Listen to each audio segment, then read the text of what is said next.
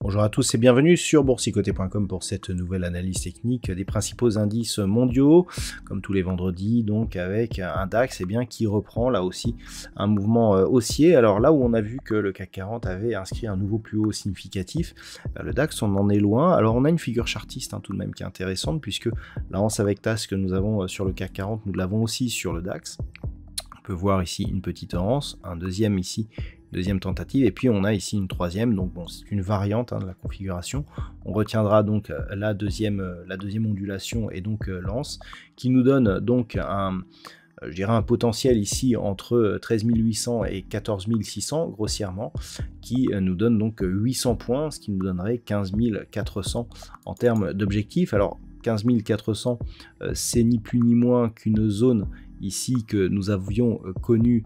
Voilà, c'est sur cette zone ici de point haut, alors qu'on l'a vu, l'objectif sur le CAC 40, il est quasiment sur les plus hauts annuels que nous avions connus l'année dernière, qui était donc aussi le plus haut historique, puisqu'on est à 7002 pour un plus haut légèrement supérieur à 7300 points.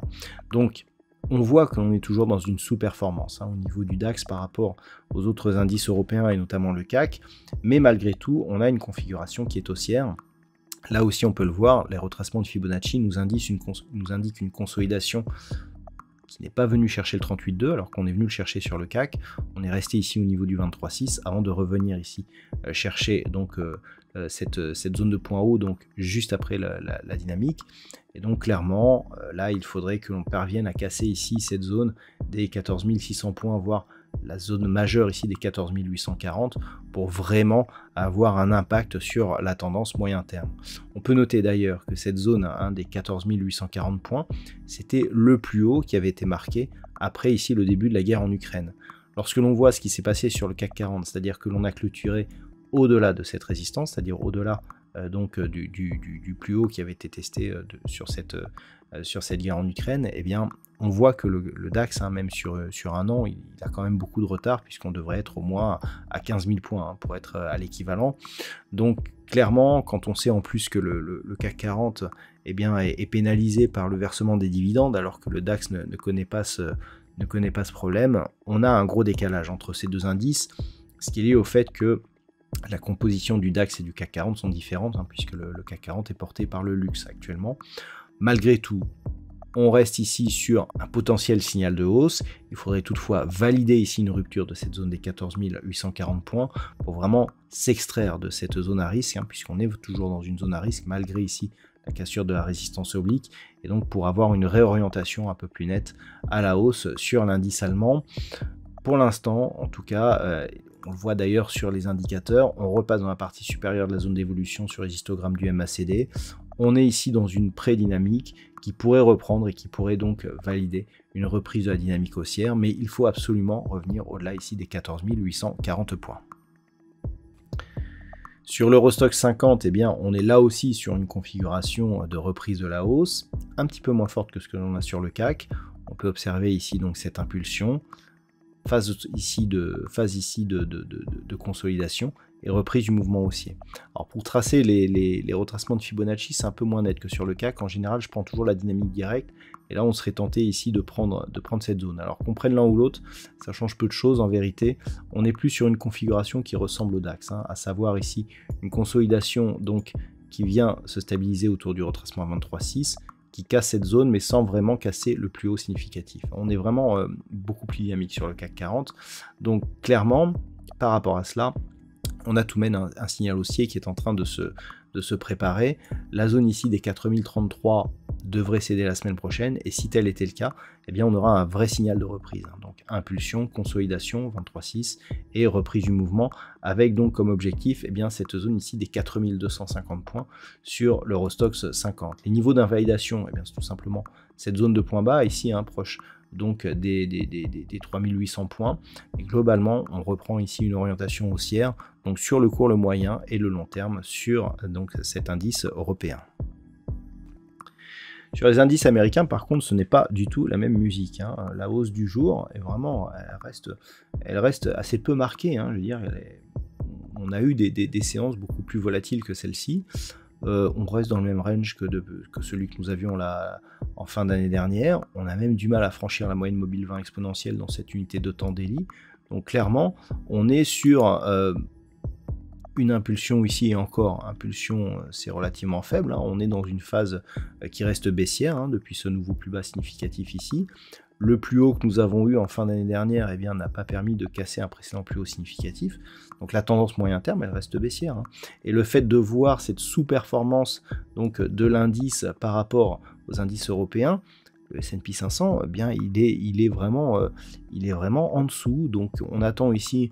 On attendait en tout cas un retour possible ici au-delà des 3915. A priori, c'est pas pour tout de suite. Au moment où je vous parle, eh bien, les cotations ne nous indiquent pas une cassure possible cette semaine. Bon, ça peut accélérer en fin de journée, mais globalement, on est toujours en dessous. Donc, d'un point de vue moyen terme, on conserve ici un biais plutôt baissier. Il faudrait casser, cette zone ici des 4118 et 2, cette zone de plus haut significatif ici proche des 4335 donc sur le S&P 500 pour vraiment repartir dans une dynamique haussière. Donc on en est relativement loin et donc on reste ici dans une certaine fragilité sur cet indice, sachant que si on ne parvient pas ici à casser la zone des 3915, l'objectif moyen terme, eh bien c'est tout simplement cette zone ici des 3550 points.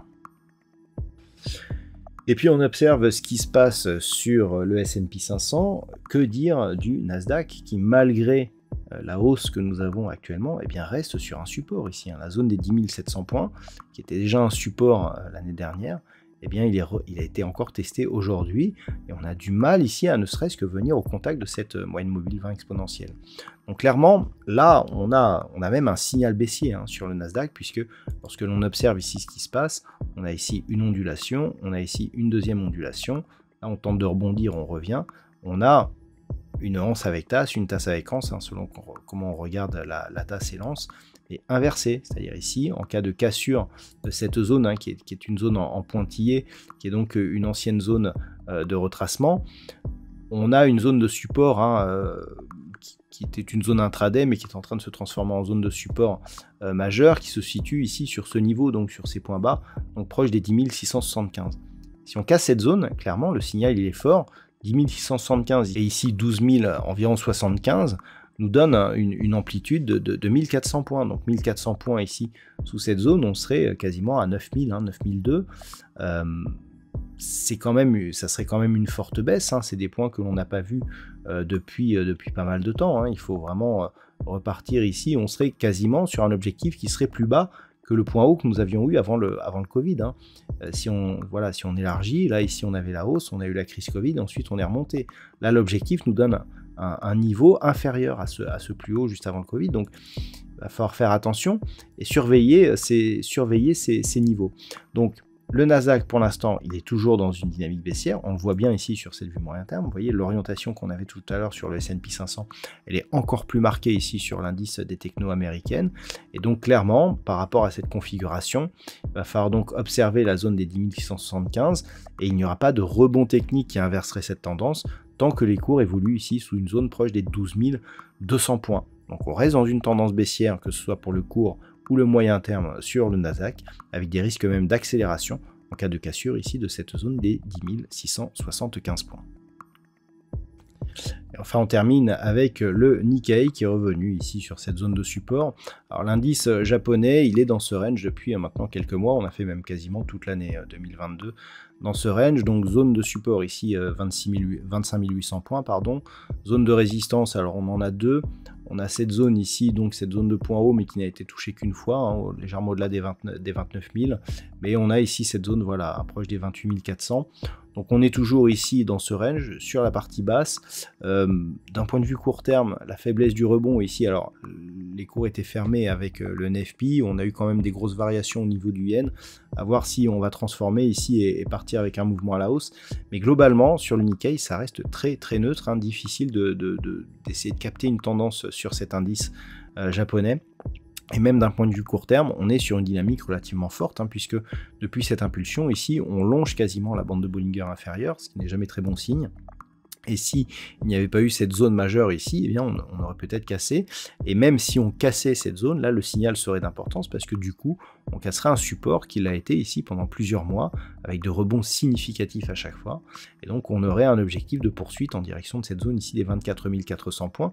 Et d'un point de vue moyen terme, eh bien on est ici sur une impulsion haussière. Ici on s'est stabilisé, on est descendu d'un étage.